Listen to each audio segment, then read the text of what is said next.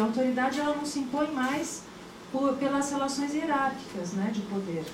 Eu não respeito alguém porque ele tem mais títulos do que eu ou porque ele detém um cargo de diretor de um instituto. Eu respeito pela atitude concreta que eu vejo no dia a dia daquela pessoa. Ou deixo de respeitá-la porque eu percebo que existe uma incoerência profunda entre o agir e o pensar daquela pessoa. Então eu deixo de respeitá-lo. Agora, da mesma forma, nesse sentido também, os professores, eles acabaram perdendo um pouco o status de respeito, entre aspas, dos alunos, talvez, não sei, estou abrindo aqui uma hipótese. Talvez porque não foram ouvidos, né? E quando você tem uma situação de violência, você tem a única forma possível para resolver uma questão, pelo menos aqui eu percebia isso, não sei se isso você pode ter uma violência por outras questões, porque a pessoa tem uma sociopatia, persegue o outro, enfim, tem questão obsessivo, mas você pode ter também questões de violência decorrentes mas no movimento político da USP eu identifico mais isso, uma dificuldade de ser escutado nas suas necessidades, entendeu? Por parte dos estudantes. Então, esse caminho da especialização, esse caminho da falta de sociabilidade, da falta de fechamento dos espaços públicos, de perseguição da polícia, da PM em relação aos estudantes, isso é alguma coisa que eles viveram na pele, muitos estudantes. Então, por que não ouvi-los e tentar fazer com que aquilo se torne uma demanda institucional e não só da classe dos estudantes? Entendeu? Então, eu não sei, aqui muita coisa, daria para ficar falando horas também, mas obrigada por qualquer forma. Obrigado, então vou passar, cada um pode fazer algum comentário. Mais um?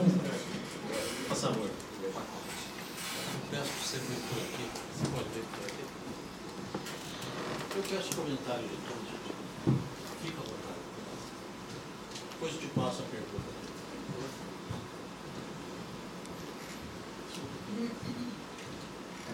Meu nome é Cláudio Alvarenga, eu sou professor lá da veterinária. A minha questão vai no seguinte sentido, eu mais voltado para a questão da carreira universitária, e duas coisas que eu acho que também do ambiente todo de relacionamento dentro da academia, de modo geral, acho que duas coisas que a gente poderia fazer de uma maneira prática, e poderia e deveria fazer, que são coisas fáceis de serem feitas, que podem ser frentes de luta, né? Eu acho que a primeira delas diz respeito à própria estrutura da carreira, estrutura de poder também. Por exemplo, eu vi coisas assim nesses últimos anos, e só para citar um exemplo, na própria FEFELESH eu fui assistir um concurso para professor titular, com 5 candidatos, um deles às vésperas da compulsória, extremamente todos eles bem preparados, além do que poderia se esperar para um professor nessa altura da carreira, etc, etc. E eu me senti muito mal com aquela situação, porque só havia uma vaga, evidentemente, né?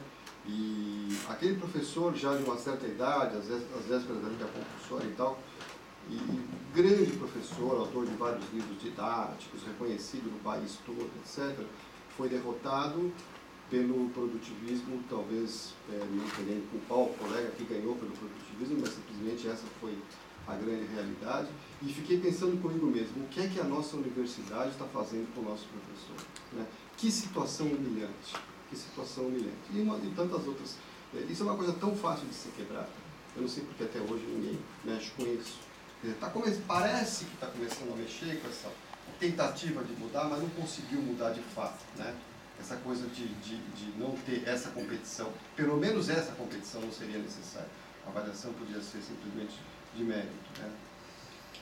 E então eu acho que essa é uma das questões. E a outra questão é um pouco da falta de legitimidade, eu diria, da questão de estrutura de poder, né? A gente tem, por exemplo, um reitor, nada contra o professor Rodas, gosto muito dele, pessoalmente até tenho uma simpatia grande por ele, mas uma pessoa que não foi a primeira eleita para ser reitor da universidade, né? Talvez isso também é uma coisa fácil de ser feita, poderia se repensar essa estrutura de poder dentro da universidade. Então são duas coisas que talvez parecem tão fáceis de ser feitas, mas eu não sei, a academia tem uma dificuldade enorme para lidar com certas coisas que chega a ser espantosa.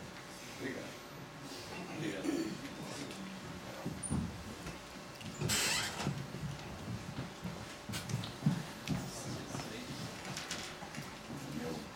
Tem que falar aqui, eu talvez seja contemporânea da moça ali, eu também entrei em 93, eu fiz geologia.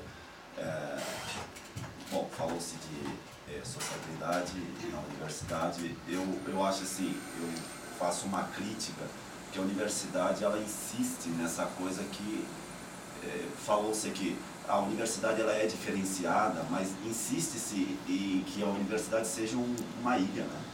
E que, na verdade, todos esses problemas que nós estamos discutindo não seja da sociedade que vem aqui para dentro. Então, o Ives, ele enfatizou isso, o controle interno, o ponto de vista metafórico, né? O que eu acho que é certo ou errado, e o controle externo, que seriam a legislação, assim, esse conjunto de regras, né? Agora, eu vou sair um pouco dessa questão específica, e assim, eu ando muito de bicicleta e a pé, na cidade de São Paulo. Eu sou de São Paulo, na verdade sou do interior de São Paulo, mas moro em São Paulo. Pois bem, e aí eu vejo que apesar de ter uma infinidade de regras no trânsito, ninguém respeita. E não há punição. E aí eu queria ir um pouquinho além. Quer dizer, apesar de estar, o próprio Estado se organizou de não punir coisas simples. Então, por exemplo, quem anda a pé nas calçadas de São Paulo, especialmente fora desse dito centro expandido, inclusive dentro do centro expandido, eu não sei como a gente correlaciona a questão, mas eu estou falando de sociabilidade. Cara, e aí redunda na violência. Cara, você não consegue andar pela cidade de São Paulo. Eu não estou falando uma cidadezinha lá do interior de São Paulo, não. Estou falando a maior cidade da América. Não, a maior cidade é a cidade do México. Peço desculpas, isso aí é uma coisa de paulista falar que nós somos a maior cidade da América Latina. Mas pelo menos a maior cidade da América do Sul. Não há sociabilidade e a violência é um método. Quando, quer dizer, a ocupação dos espaços públicos, como ela falou, não há espaço público. E os poucos que existem ou são privatizados ou são esculhambados, né, na prática. E não há nenhuma punição, e a própria sociedade acha isso normal. Eu queria saber onde a gente vai terminar. Se no médio prazo a gente vai ser proibido de andar nas ruas a pé. Obrigado. E acho que 4 está ok, né?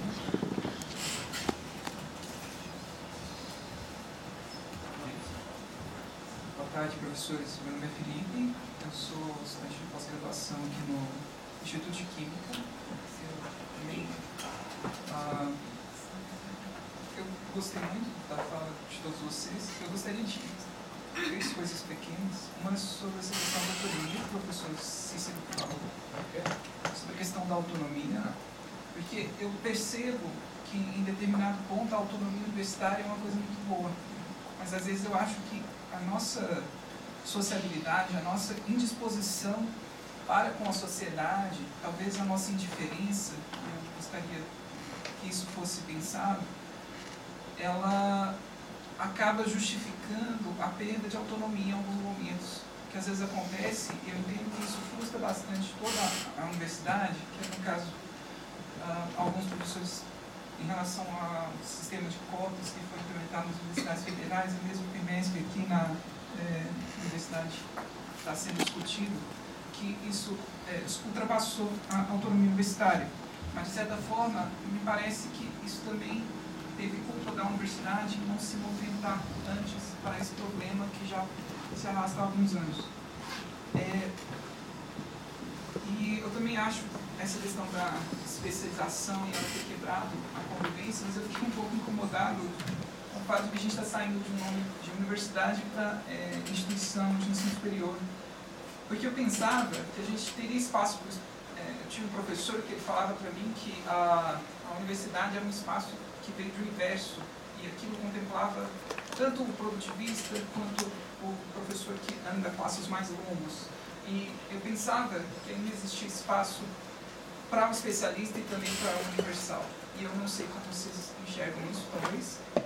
E, por último, se possível, eu gostaria que o professor Ives talvez comentasse um pouco essa questão do respeito, mas a questão da empatia e como que isso pode ser desenvolvido em termos sociais. É isso. Muito obrigado. Obrigado. Então vou passar aqui para os colegas. Eu poderia falar? São Então, quatro. não pode falar, porque posso falar. Posso fazer uma pergunta? Uma pergunta, rapidinho. Uma pergunta rápida.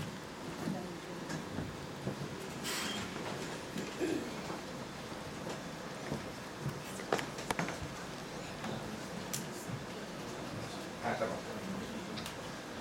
Eu sou um dos alunos da Escola de Comunicações e Arte e um dos alunos de escola que tem 2 currículos.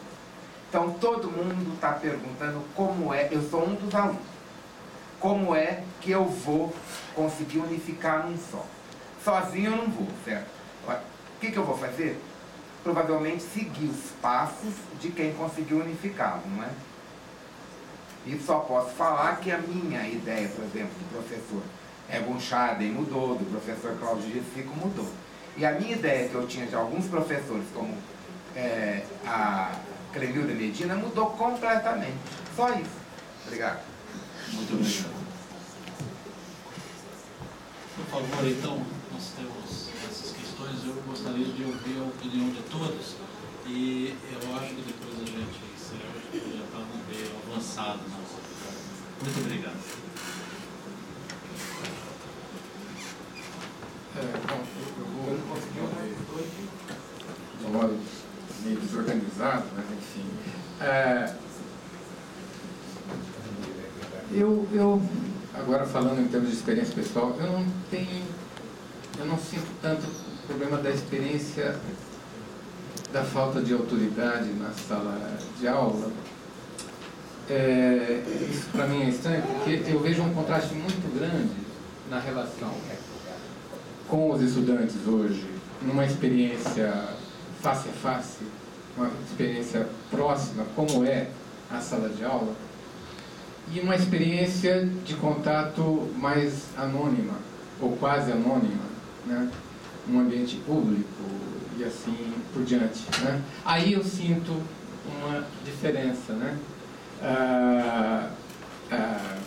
Eu percebo, vou dar um exemplo desse tipo. A experiência face a face na sala de aula é uma experiência em geral que eu sinto até o inverso, uma passividade quase que colegial dos estudantes, né? O professor fala, né? No começo da minha experiência de docente, eu sempre pensava assim, vou preparar uma aula, vou reservar um espaço para uma discussão e tal, né? E eu comecei a constatar que se eu fizesse isso, dava um branco, um vazio na parte final da aula, então portanto, uma espécie de deferência até excessiva, em muitos casos, não? Claro, eu vejo isso mais na graduação do que na pós-graduação, depende também do tipo de curso que você está dando e tal, né? Agora, a experiência é bem diferente no espaço mais anônimo. Por exemplo, na internet mesmo, né?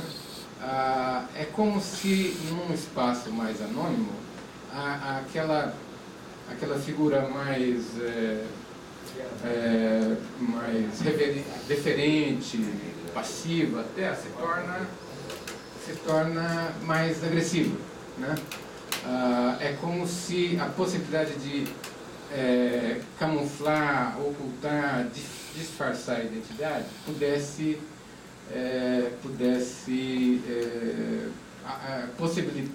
possibilitasse uma conduta distinta, né? Como se eu tivesse diante, digamos assim, uma dupla personalidade, né? Um Dr. Jekyll e um Mr. Hyde, uma coisa assim, e dependendo do espaço acontecer essa alteração. Eu falei da internet, mas algo dessa... Quer dizer, porque a internet fornece muita ferramenta para você reelaborar sua identidade, especialmente, claro, na sua aparência externa, né? Máscara, enfim, você pode fazer nublar sua foto, enfim. Mas mesmo nas manifestações públicas, onde eu sinto que aparece a questão da agressividade que o Sérgio falou, né? As pessoas, nesses movimentos que ocorreram na USP mesmo, as pessoas colocam lenços no rosto, às vezes aparecem com uma máscara mesmo, pintam o rosto, como se fosse, eu lembro de uma que parecia aquela figura do Batman, aquele anti-herói do filme do Batman, etc, etc. E essa experiência, eu sinto que ela existe, esse contraste.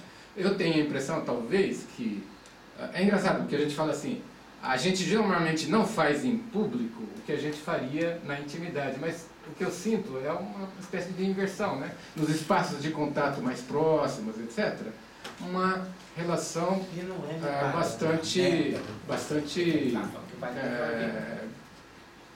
bastante respeitosa, vamos chamar assim, mas no ambiente, nesse ambiente mais público, há uma alteração. E eu sou de uma experiência de movimento estudantil, por exemplo, que foi na época do final da ditadura, onde as pessoas iam fazer manifestação e iam de cara aberta. Isso numa época de ditadura. Né? Ou seja, na época que existia DOPS, existia pessoas que ficavam anotando, etc, etc. Né? É estranho que isso tenha mudado, e eu tenho a impressão que novas formas de socialização, de sociabilidade, vindas de internet, etc., tenham causado isso. Mas também é uma observação muito intuitiva, respondendo uma questão que você tinha dito a respeito do problema da autoridade, como um comentário aqui. A autonomia universitária, eu penso assim, que é o seguinte, eu acho que ela é uma necessidade não por conta de... Eu não acho que existe uma correlação necessária entre indiferença e autonomia. Né?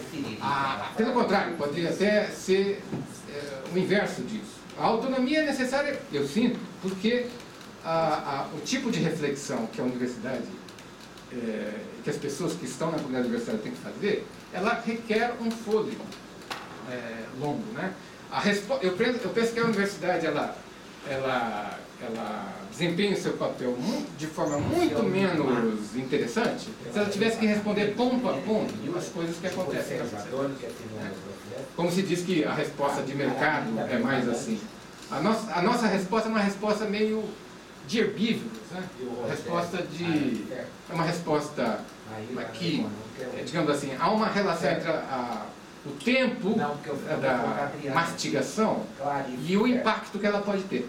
Né? Então, nesse sentido, eu acho que a autonomia é um valor institucional fundamental para o problema intelectual.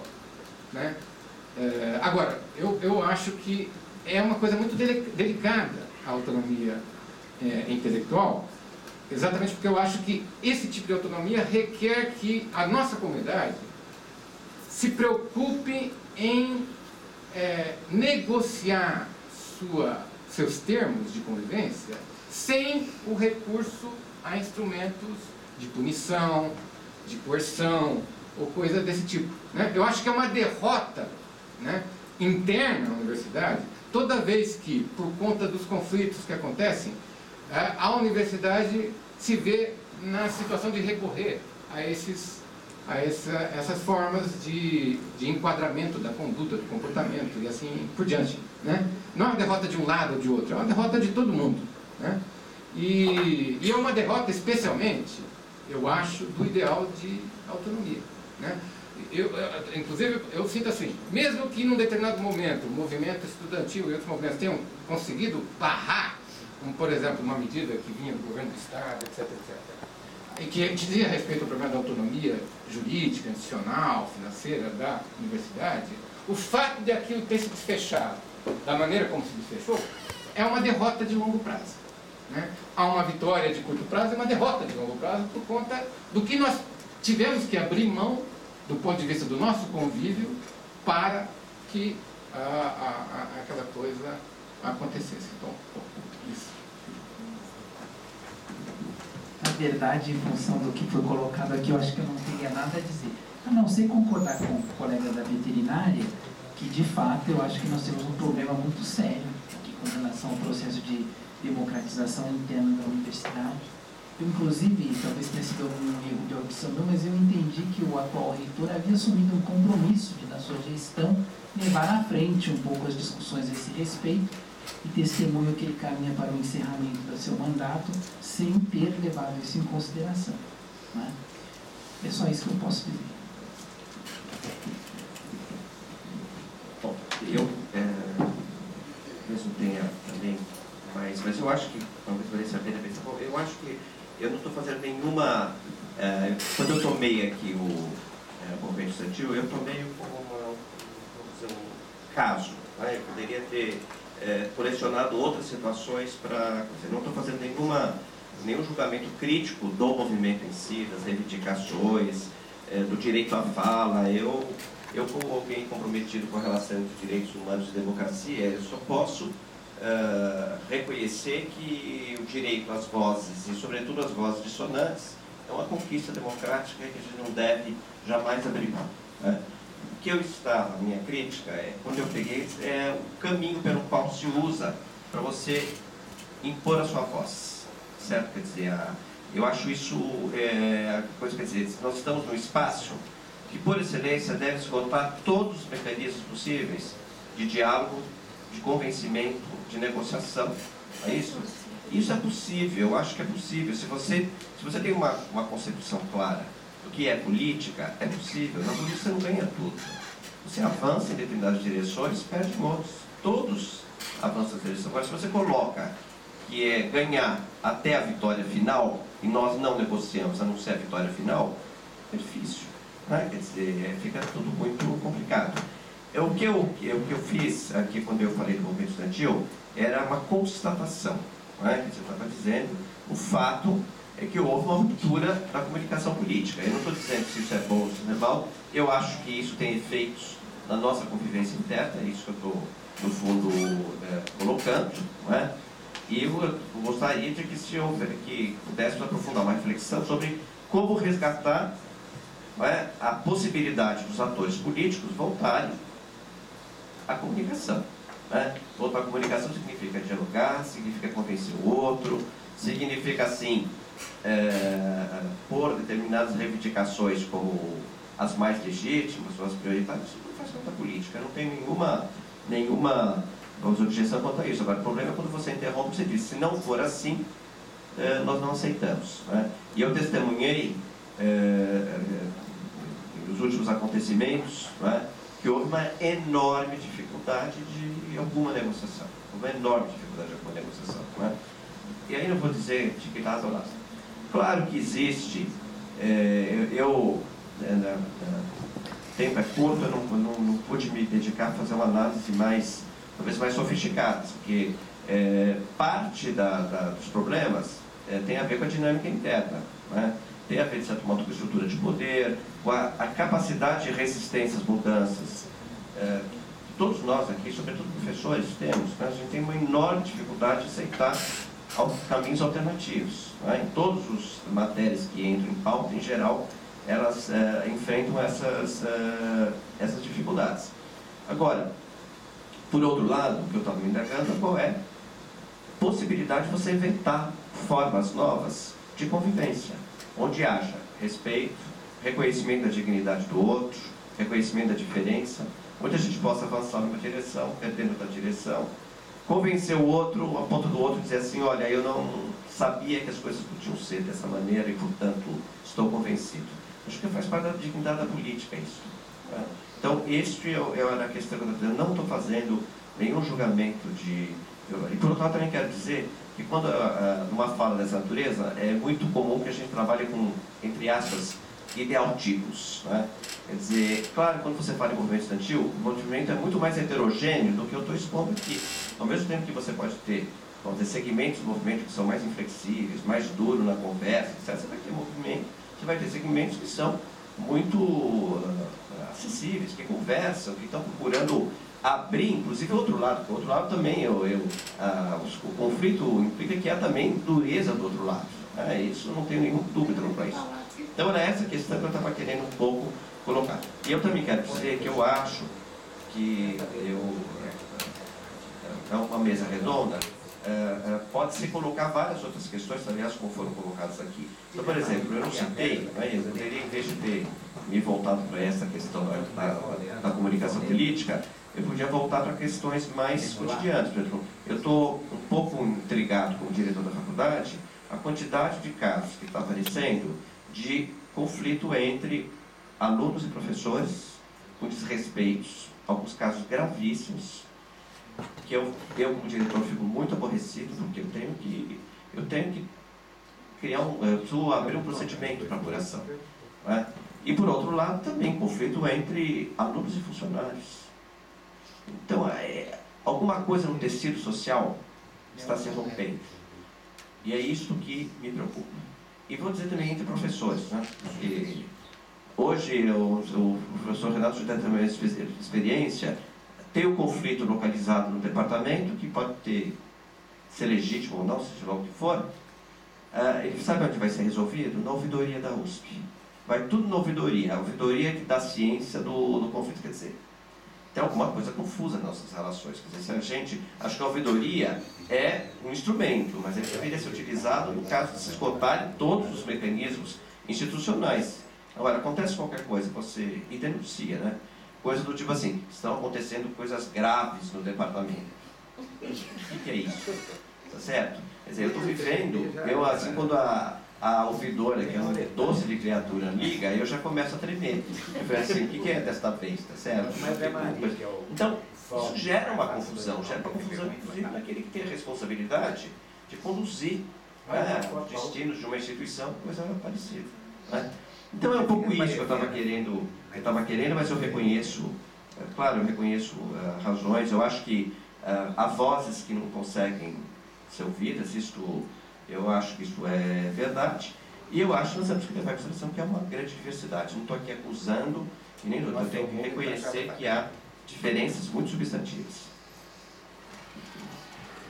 Bem rápido, só vou tocar em 2 pontos, um até inspirado pela fala do Cícero a respeito da passividade dos alunos, de não fazerem perguntas e não ocupar esse espaço. Um filósofo francês, Gilles Deleuze, que eu acho que tinha um bom truque, mas que só devia funcionar na época dele, não funcionaria agora, seria até pior, mas o truque era o seguinte, inteligente. Ele perguntar, você abre espaço para perguntas da tua aula? Fala, não, é muito cedo, as pessoas não têm tempo de pensar sobre o que eu falei. Eu abro o espaço de pergunta no começo da próxima aula. É interessante, né, pessoal? Volta para casa, lê, está aí. Só que eu temo que hoje, no começo da última aula, o pessoal vai aproveitar e chegar 20 minutos depois, não, porque não, né, as pessoas em geral não lêem. Mas a ideia. Agora, talvez seja. Veja bem. Numa sociedade como a nossa, e se eu tiver razão, vazia, onde propagandas colocam no mesmo nível, por favor, colocam no mesmo nível gostar de pizza e gostar de Mozart, eu acho que talvez nós devêssemos ser mais fortes no antídoto. E um erro que muitos professores cometem, a maioria de nós comete, é simples de ser colocado. A gente ensina as respostas, mas esquece de ensinar as perguntas, né? Esquece de dizer para o aluno que todo conhecimento é a resposta a alguma pergunta. Qual é a pergunta? Então, um bom jeito de começar uma aula é dizer Piaget disse, Freud disse, Max Weber disse, qual que era a pergunta, não dele, mas da época dele. E eu acho, ao meu ver, eu vejo hoje muitos jovens que não sabem formular perguntas. O problema não é nem desinteresse, não conseguem formular perguntas, a não ser o que Piaget disse, mas cá entre nós, agora eu volto aos professores, com esse publish ou perish, com essa coisa que a gente tem que fazer artigo, a pergunta que muitos dos colegas se fazem hoje, que tipo de pesquisa eu vou fazer que vai ser publicado?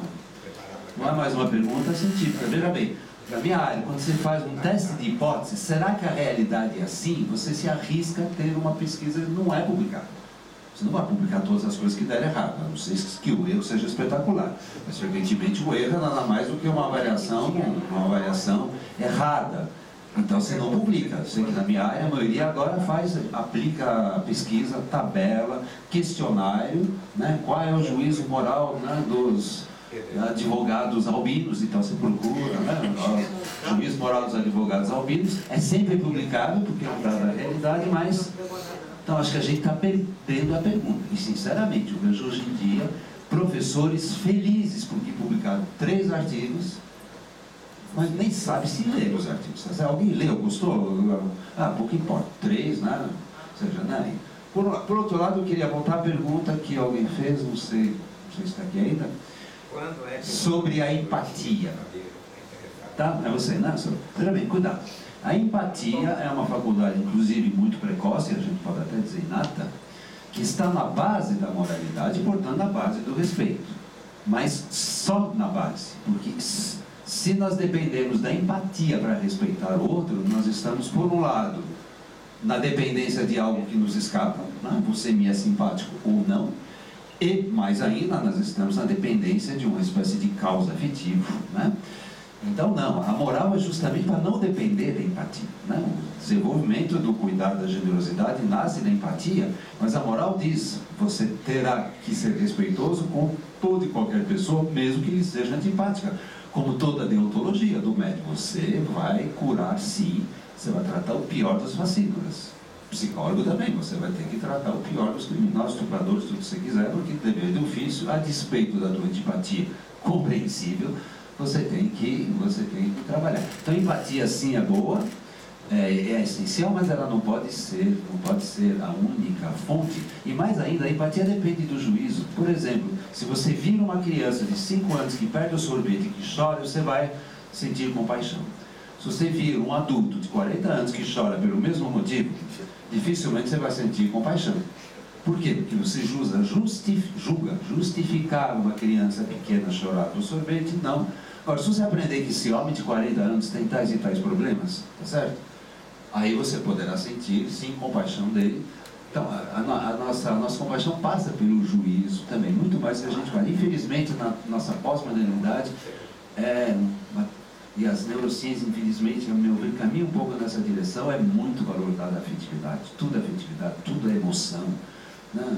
Tudo é dramático, como diz Galvão Bueno, até em jogo português, em 15 Piracicaba, tudo os esportes têm que ter adrenalina, tá? Tem até um livro que fez muito sucesso que chama Inteligência Emocional. Não, o adjetivo emocional. Eu escreveria um livro, não tive tempo, que seria, né, a emoção inteligente. Também, sabe? Teria o contrário. E, finalmente, para alguns, tudo é manipulação. Para alguns, tudo é manipulação. Sim, bom, veja bem, isso vai ficar até 6, né? Porque dependendo da palavra manipulação, manipulação é bom, né? Mas podendo ter direito de resposta. Mas veja bem, na linha tua da autoridade. Democracia é direito de resposta. Sim. Aprenda isso. Não, obrigado, aprendi. Eu queria falar do respeito, porque nós temos um tempo aqui, né? Um tempo um pouco mais curto. Veja bem, você falou de autoridade. Respeito à autoridade é diferente do respeito moral. Respeito à autoridade é respeito a uma função que, em geral, esse respeito vem não da pessoa, mas do lugar que ela ocupa. Tá certo? Então, se o guarda me pare, eu paro em respeito à autoridade. E também, né, ao calibre 32 que ele tem do lado. Né? Mas aí ele não é autoridade, ele é poder. Respeito moral, respeito a qualquer um. Então, a famosa frase brasileira, você sabe com quem está falando? Não é uma frase moral. Tanto faz com quem eu estou falando, eu tenho que respeitar a pessoa como pessoa. Agora, há o respeito também, isso eu queria acabar com isso. Depende não só da empatia, depende de uma disposição, que é o lugar que o outro tem. E hoje em dia, se Bauman tiver razão, que a gente vive no enxame, para que eu vou me dar o respeito de respeitar alguém que provavelmente vai sumir da minha vida? Eu vejo isso em e-mail, as pessoas ficam vindo para dar palestra e dizem que não pode, nunca mais se responde. Sabe? Você não serviu, sabe que nem não conectou. Agora, o respeito também pede sensibilidade. E às vezes eu acho que a gente erra, não por querer desrespeitar, mas por não pensar em todas as... Por exemplo, volta um exemplo lá que nunca deve acontecer com vocês, mas comigo sim. Um aluno dorme durante a aula, né? Aí eu paro de falar, imediatamente ele acorda, interessante, né? Então, o silêncio é o efeito despertador de todo aluno que dorme. Então, acabou a aula, vamos embora. Mas aí você diz, você conversa com a pessoa, ela não está dormindo militantemente para te provocar, não está dormindo militantemente para dizer que você não existe. Não tinha pensado, por exemplo, ele não tinha pensado que o fato de dormir na frente de alguém que você vê todo dia, tá certo? Toda semana, pode ser uma falta de desrespeito. Então, eu acho que é uma falta também de, não de juízo. Se você fizer algum dilema, pode ou não respeitar, todo mundo vai te dizer que se deve respeitar. Agora, sensibilidade moral, que é perceber o outro, eu acho que isso nós todos, eu diria, alunos, professores, funcionários, velhos, jovens, titular, o auxiliar de ensino, em déficit em relação a isso. Eu vejo muitas coisas de desrespeito que não são militantes, são apenas falta de saliência do outro, falta de pensar. Quando você chega para a pessoa, você viu o que foi o respeito? Ah, desculpe, não era ausência de vergonha, tá certo? Mas é falta de sensibilidade. Eu acho que nós somos muito pouco sensíveis ao outro. Hoje em dia, notadamente, porque nós trabalhamos cada vez mais com o outro virtual. E aí você falava das redes sociais, interessantemente, das redes sociais as pessoas se abrem, sim, você falou bem, mas por outro lado é lá que acontecem as piores humilhações, bullying, etc. e tal, e frequentemente às vezes até sem querer. Então acho que nós estamos num mundo onde a mediação do outro não é pelo corpo do outro, é pelo discurso do outro. É um mundo novo, mas que tem que ser trabalhado. Agora eu sinto falta de a USP pegar esse tema, tá certo? E trabalhar. A escola não faz, deveria fazer. A família também não faz, deveria fazer, uma pobre família. Mas a universidade absolutamente silencia sobre isso e cria regras e regras e regras e regras, e leva na polícia, emprega, enfim, não resolve a questão. E eu concordo com você. A curto prazo pode funcionar, mas a médio prazo é uma derrota. Bom, eu então agradeço uma vez mais aos colegas da mesa e pelo que eu senti aqui, acho que nós vamos precisar fazer mais no mínimo uma dúzia dessas mesas redondas para que a gente possa avançar um pouquinho mais.